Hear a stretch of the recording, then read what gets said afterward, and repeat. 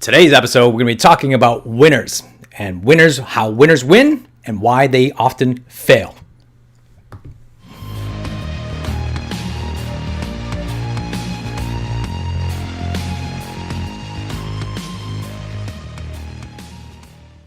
So let's talk about winners. Winners win because they fail more often than anybody else.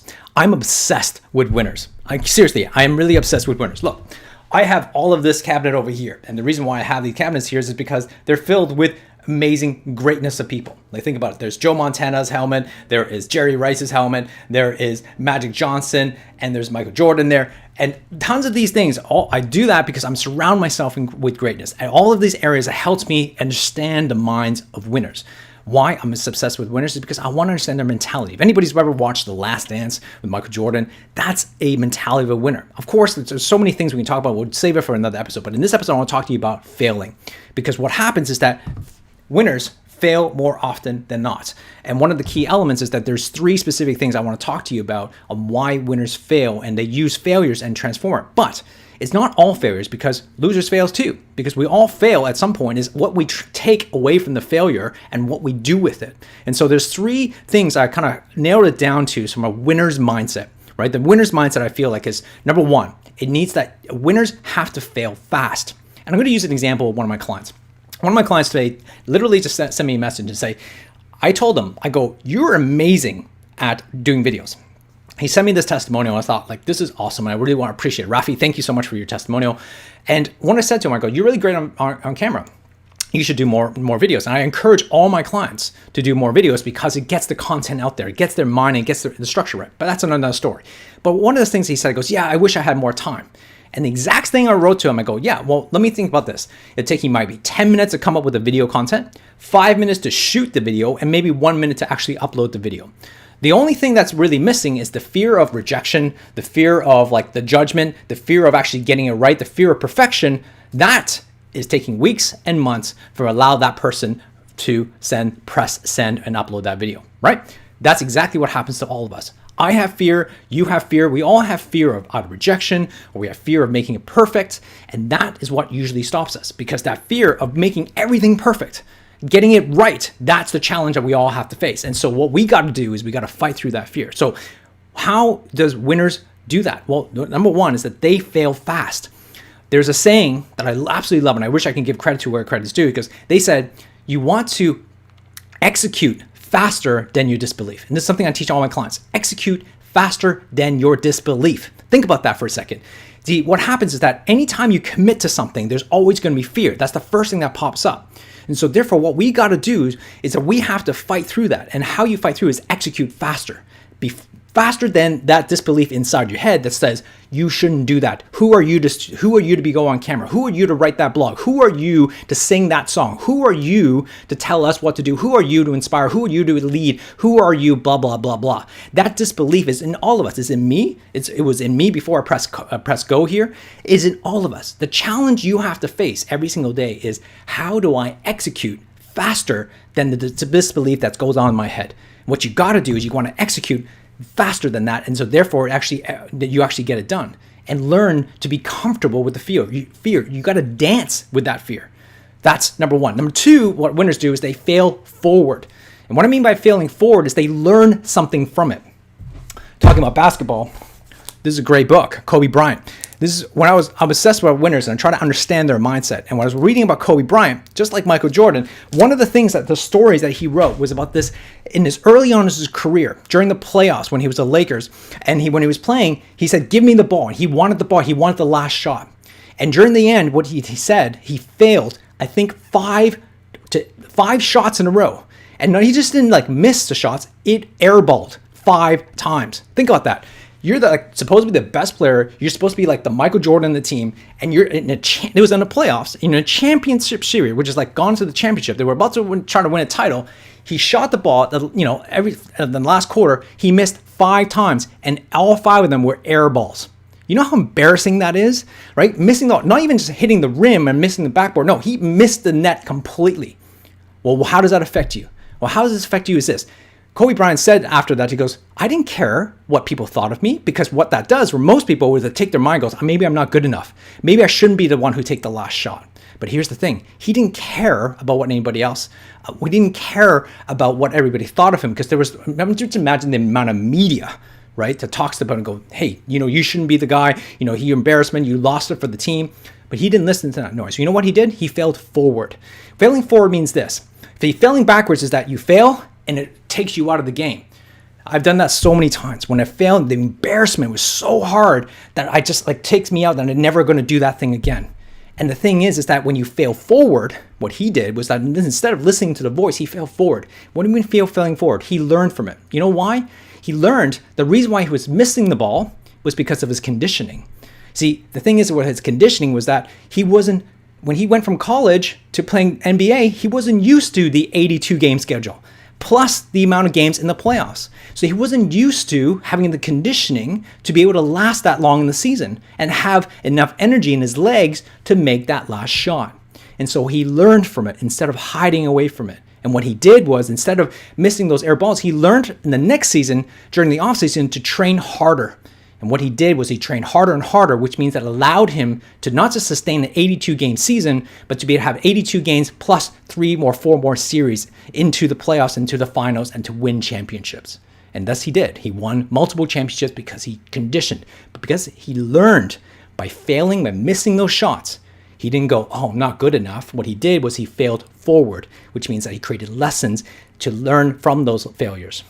Third thing, last thing here is about failing firm. Failing firm, what does that mean? Oftentimes what happens is that the difference between the winners and losers is this. See, the winners, what they do is they got to learn how to fail, but they also know what type of failures that they need to risk. Because let's face it, there's tons of failures you can actually do. But the problem is sometimes you got to choose the right failure. You can't just go, and a lot of times, like some of us are going to go, oh, you know what? I hate this job. I'm going to quit my job now and I'm going to go change to something else. Or I'm going to quit this business. I'm going to go do that. The problem with that type of idea is that that's sometimes risking too much. And when you risk too much, you might take yourself out of the game. Winners know when you fail, you're actually failing to make sure that you can play another day. And this is a perfect example of rock climbers. If you've ever seen rock climbers, what they do is they're risk takers, so we think. But they're risk takers, of course, but they also know what risk to take and what not to take. And there's a great documentary, escapes my mind right in the moment, Free Solo, right? And Free Solo, this guy free soloed El Capitan. He climbs all the way up to the mountains, right? Up to this thing, and there was one point that he goes, you know what? It just doesn't feel like today. It's not the day. And that is what the smart climbers do, because there's a point of yeah, I can risk it possibly, but if I risk it, I'm going to fall and I'm going to die. And when you die, you can't live another day. So winners, what they do is they pick and choose what they fail in. If they fail, they know they can land on their feet firm, because they know they're going to learn from it, because they're failing forward. And what they learn is that I can learn from this so I can improve. And it allows that to do. So if you have the mentality of actually failing often, which is really important, fail often, faster, implement faster than your disbeliefs. Number 2, fail forward, which you're going to learn from every failure you do. And number 3, fail firm, which means that you can fail often, but making sure that that failure is not going to take you out of the game. Because this game of life that we're playing here is about learning how to fail so we can learn from it so we can play another day. Winners learn from it and therefore don't win the first time. They don't learn necessarily being perfect the first time. What they do is they learn by making sure they are actually playing another day. That is a winner's mindset. Taking those 3 lessons there, I hope that has been helpful. If it is, please give me a thumbs up. If you're on YouTube, subscribe. Give me a thumbs up there too as well. Comment, let me know what your thoughts are.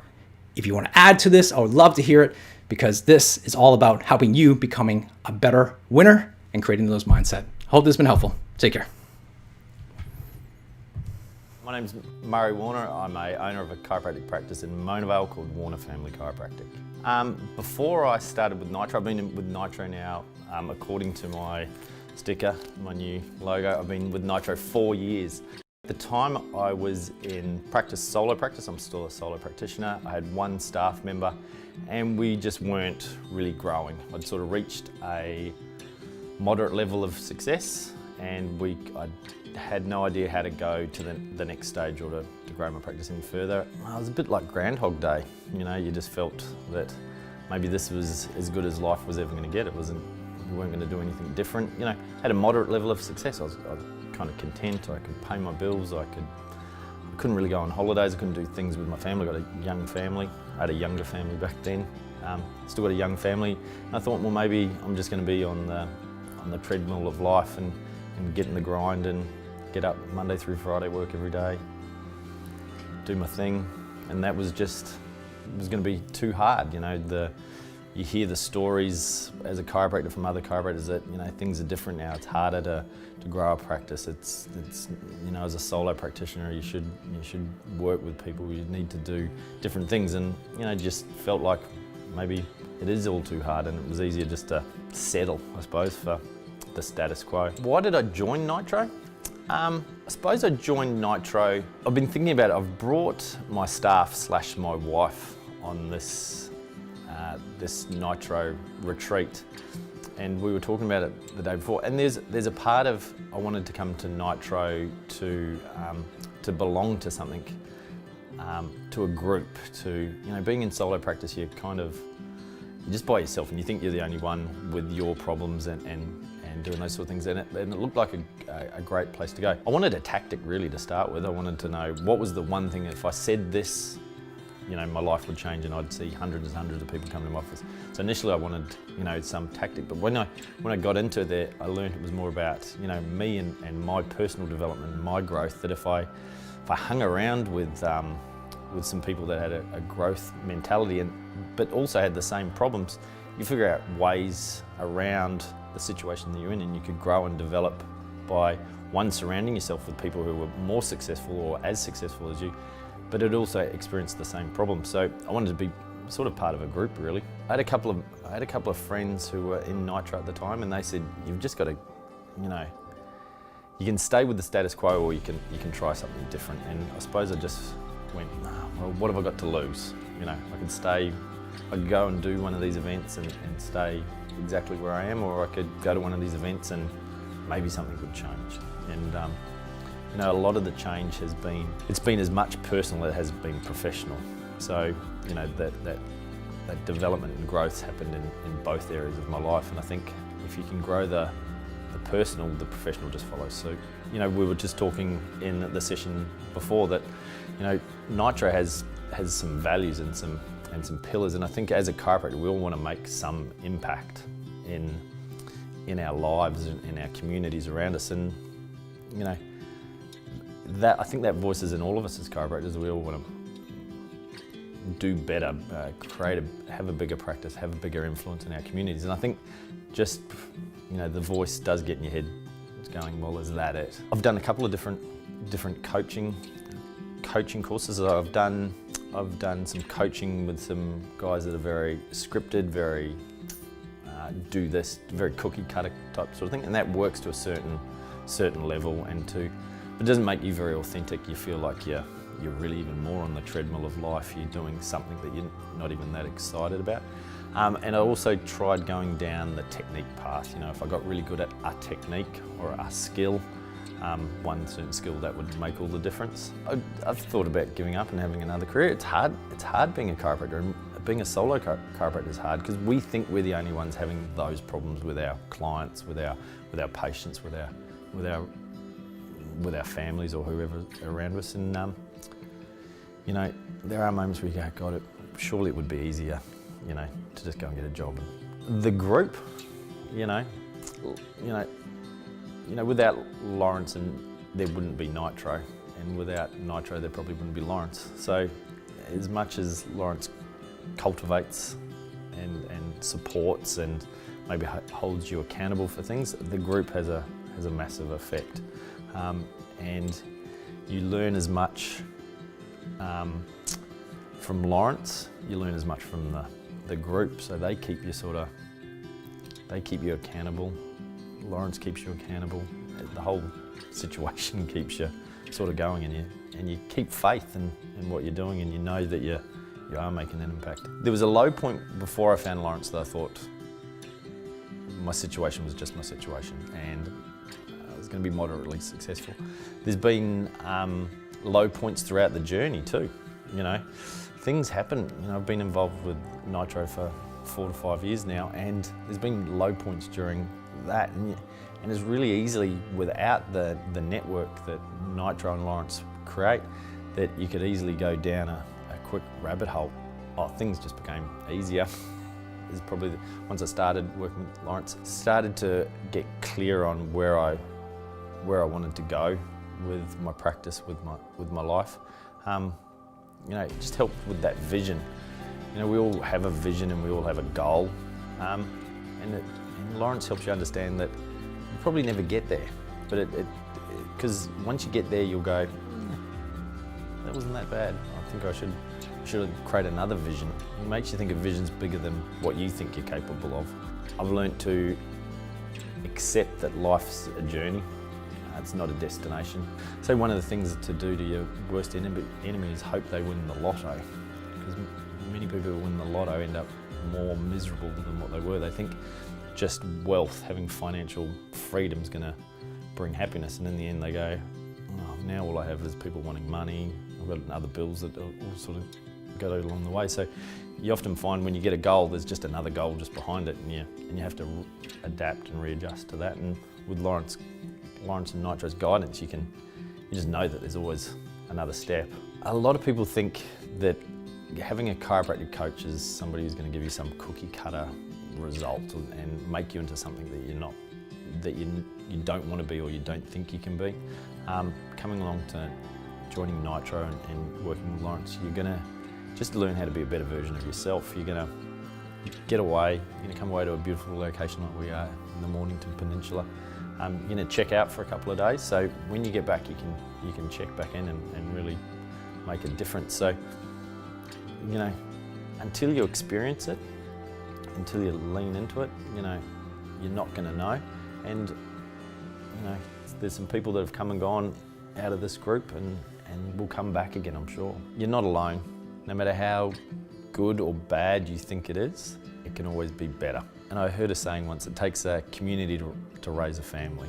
And, you know, it takes a community to raise the chiropractic profession. It takes a community to raise your own game. So if you want to raise your game, get involved in a community, and Nitro is essentially a community that's going to help you grow and evolve and be a better version of yourself.